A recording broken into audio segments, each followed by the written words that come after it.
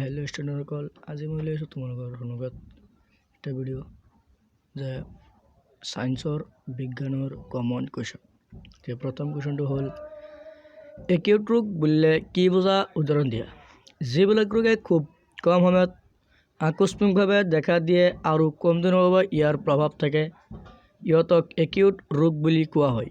উদাহৰণ চৰ্দি আৰু পানী লগা। ক্ৰনিক ৰোগ বুলিলে কি বুজা, উদাহৰণ দিয়া। যিবিলাক ৰোগ দীৰ্ঘদিন ধৰি কেতিয়াবা আজীৱন ধৰি থাকে ইয়াক ক্ৰনিক ৰোগ বোলে। উদাহৰণ এলিফেণ্টিয়াছিছ বা গুড বেমাৰ। সংক্ৰামক ৰোগ কাক বোলে? যিবিলাক ৰোগ অনুজীৱৰ দ্বাৰা সংক্ৰমণ হয় তাক সংক্ৰামক ৰোগ বুলি কোৱা হয়। পেপটিক আলচাৰ কাক বোলে? যেতিয়া অত্যন্ত মানসিক চাপৰ বাবে পাকস্থলী বেৰে এচিড নিঃসৰণ কৰে, ফলত ইয়াৰ বেৰত ঘাৰ সৃষ্টি হয়, ইয়াকে পেপটিক আলচাৰ বুলি কোৱা হয়। ষ্টুডেণ্টসকল, আমাৰ এইটো ভিডিঅ'ৰ তোমালোকে যিবিলাক কমত দেখি আছা সেইবিলাক 100% আহিব পাৰে। খাৰিফ শস্য বুলিলে কি বুজা, উদাহৰণ দিয়া।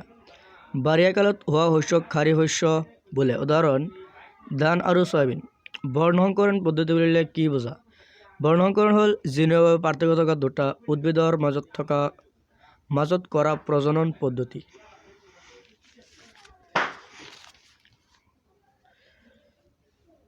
জিনভাৱে ৰূপান্তৰিত শস্য বুলিলে কি বুজা? যি পদ্ধতিত প্ৰয়োজনীয় জিন আনি কোনো শস্যত অন্তৰ্ভুক্ত কৰি শস্যৰ উৎকৰ সাধন কৰা হয় তাকে জিনীয়ভাৱে ৰূপান্তৰিত শস্য বুলি কোৱা হয়। শস্যৰ উৎকৰ সাধনক কোনবিলাক শস্য সম্বন্ধীয় আকাংক্ষিত বৈশিষ্ট্যপূৰ্ণ চৰিত্ৰ বিবেচনা কৰা হয়? পশুধনৰ খাদ্যৰ বাবে প্ৰয়োজনীয় শস্যবিলাক ওখ হোৱাৰ উপৰিও জোপোহা হ'ব লাগে। ধানজাতীয় শস্যৰ ফলত চাপৰ হ'ব লাগে। মুখ্য অনুপোহক বুলিলে কি বুজা, দুটা উদাহৰণ দিয়া। শস্যক 13 বিধ অনুপোহক দ্ৰব্যৰ প্ৰয়োজন, তাৰে 6 বিধ অতি বেছি মাত্ৰাত প্ৰয়োজন হয় আৰু সেইখিনিকে মুখ্য অনুপোহক বোলে, যেনে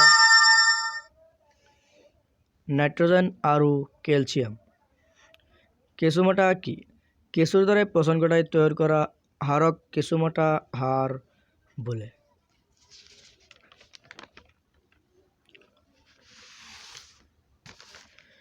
দুবিধ সেউজ সাৰৰ নাম লিখা। এইটো মই উত্তৰটো পোৱা নাই। শস্যবৰ্ধন কি? ইয়াৰ দুটা সুবিধা লিখা।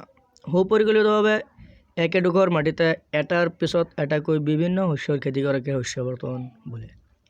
অপতৃণ কি? ইয়াক কিদৰে প্ৰতিৰোধ কৰিব পাৰি? গৰুৰ বৈজ্ঞানিক নাম কি? কোনবিলাক কাৰকৰ বাবে ভঁৰালত মজুত ৰখা শস্যৰ ক্ষতি সাধন হয়? শ্বৰ্টকাটকৈ মই প্ৰশ্নবিলাক কৈ দি আছোঁ, তোমালোকে উত্তৰটো চাই ল'বা।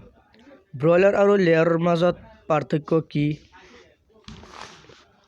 মেৰিকালচাৰ কি? মিশ্ৰিত মীন পালনৰ দুটা সুবিধা আৰু দুটা অসুবিধা লিখা। পেস্তুৰেজ কি? এইটোৰ মই উত্তৰটো পোৱা নাই। পৃথিৱীৰ বা বায়ুমণ্ডল আৰু শুক্ৰ আৰু মংগল গ্ৰহৰ মাজত পাৰ্থক্য কি? বায়ুমণ্ডলে এখন কম্বলৰ দৰে কেনেকৈ কাম কৰে? ডাৱৰ কেনেকৈ সৃষ্টি হয়? এইটো আমাৰ 100% কমন আহিব।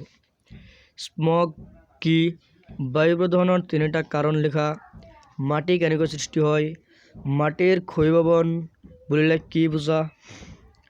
সেউজগৃহ প্ৰভাৱ কি? দুটা সেউজগৃহ প্ৰভাৱৰ নাম লিখা। জৈৱিক কাৰণত প্ৰয়োজনীয় অক্সিজেন আৰু নাইট্ৰজেনযুক্ত দুটা যৌগৰ নাম লিখা। বায়ুমণ্ডলত কি দুটা অৱস্থাত অক্সিজেন পোৱা যায়?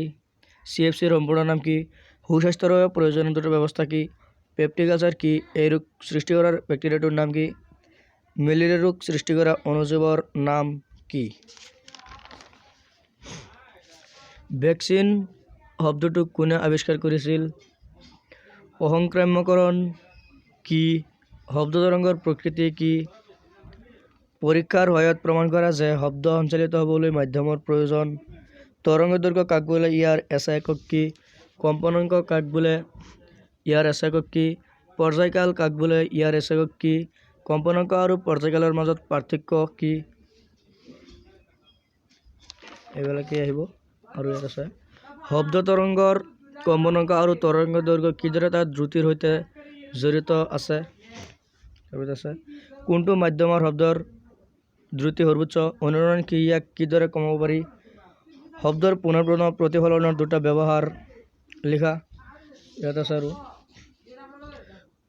সংগীত সমলীয়ৰ প্ৰেক্ষাগৃহৰ মুদস্কন কিয় বেকা হয় মানুহৰ শ্ৰাব্যমৰ পৰিসৰ কিমান অৱব্দ আৰু অতিশব্দৰ কম্পনাঙ্কৰ পৰিসৰ কিমান অতিশব্দৰ দুটা ব্যৱহাৰ লিখা সোনাৰ কি ইয়াত আছে